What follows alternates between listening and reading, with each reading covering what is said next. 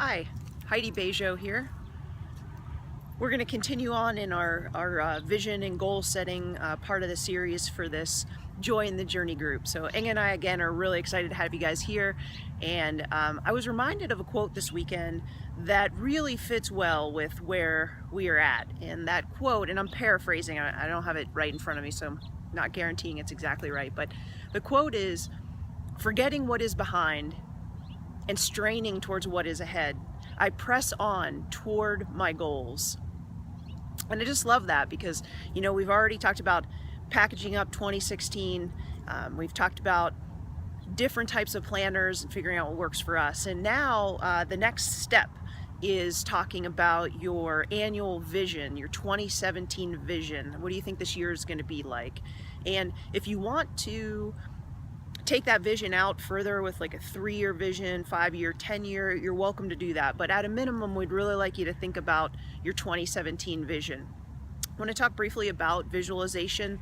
Super important tool to have in your quiver. It's used by Olympic athletes, pro athletes, entrepreneurs like Richard Branson.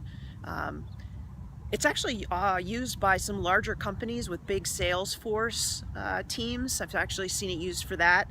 And if all those people use it, why not us? Harness the power of visualization, and it will be amazing what you have coming forward in your life for this year. So when we talk about visualization, most people talk about just that, like creating a vision of what you want. And a lot of times that ends up being things. So maybe it's paying off credit card debt, which is great. Losing 16 pounds. Taking your family to Disney. In addition to all of that's great. In addition to that, though, I'd really like everyone to take a little time and think about how you want to feel. And I know I mentioned Danielle Laporte in the last video because she has a planner that I reviewed briefly for you. But her book, The Firestarter Sessions, and her other book, The Desire Map, really goes into depth about that. And it's something we kind of forget when we're talking about vision. It's important to think about how we want to feel. Do we want to feel light? There's lots of ways you can take that. You know, you could be a ray of sunshine for someone. You can purge your closet and condense your wardrobe. Lots of things make us feel like get rid of junk in your house, whatever it is. So that would be a way to feel. Joy, how do you experience joy? You know, find your words and your feelings, confident, assertive, all kinds of stuff. So in addition, when you're planning your vision, to thinking about things that you want to attain, just also want you to think about some key words and feelings that you want to feel as well. And from there, it's good to, I like to look at vision and goals from 3 different categories. I call them I vision, we vision, and do vision. So I vision or I goals are just that. They're things about me, things that I personally focus on. And basically what that is body, mind, and spirit. So when you're thinking about your vision for this year and you're thinking about your I vision or your I goals, what is your vision for this year for your body? Do you want to lose weight? Do you want to gain muscle?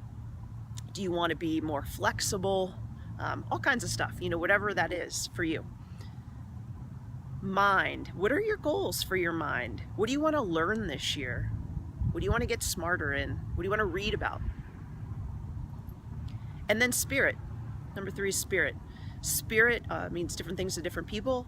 For some people, that might be meditating once a day or twice a day. For other people, that can be attending church regularly, or if finding a new church or temple home. Maybe you've gone to several different places and just haven't found that spot where you settle in. So those are your I vision, I goals. The next one are your we vision or your we goals. And we is just that. That's like relationships. So what are your goals or your vision this year for your marriage or your partnership or whatever your situation is? What are your goals if you have children? What are your goals with your relationship with your children? Your family, your siblings, your parents, your friends, your co-workers, anywhere that you have these we relationships that are happening, think about those relationships and think about what you envision those to look like this year. And if you have any particular goals related to those, jot those down. And then the last category, the third category, I call those the do vision or the do goals. And it's just that, it's things you do. So often, like, that's where work falls in. So a lot of us are working folks, and so what are your professional or your work goals for this year? How do you envision work to be this year? Financial, what's your target income for this year? What's that look like? And then lastly, for do vision or do goals, if you volunteer or do any kind of community service, what do you what do you envision that to look like for this year? So I goals, I vision, we goals, we vision, and do goals, do vision.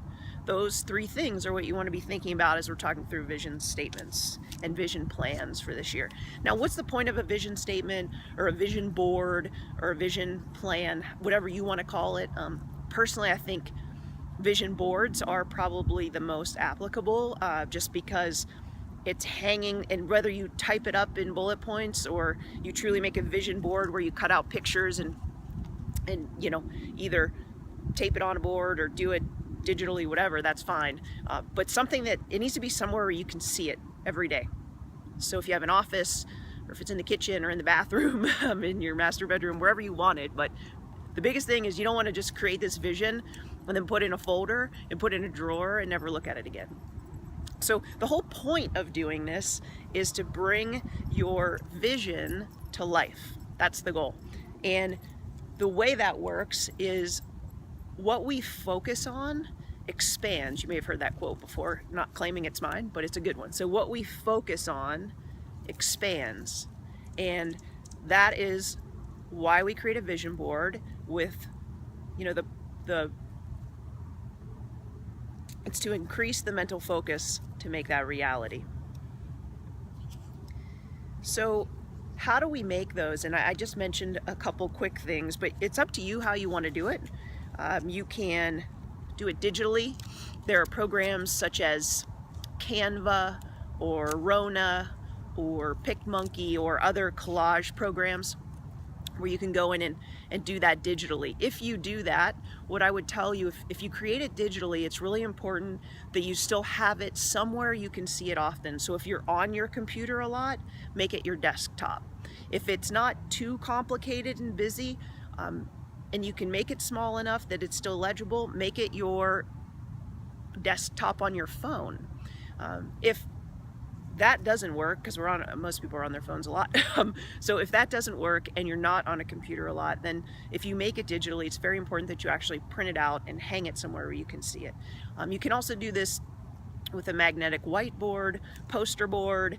You can cut out pictures from magazines, however you want to do it. I mean, I'll leave that to your creativity, but the point is just get a vision board together in whatever way it works for you and really contemplate those I, body, mind, spirit, we, relationships, marriage, partnership, kids, parents, siblings, friends, co-workers, and do work, finances, and community service or volunteerism. So chew on that for a little bit, get some ideas down in your planner, and if you have any questions, please reach out to Inga and I. Thanks so much. We'll talk to you guys again soon. Make it a great day.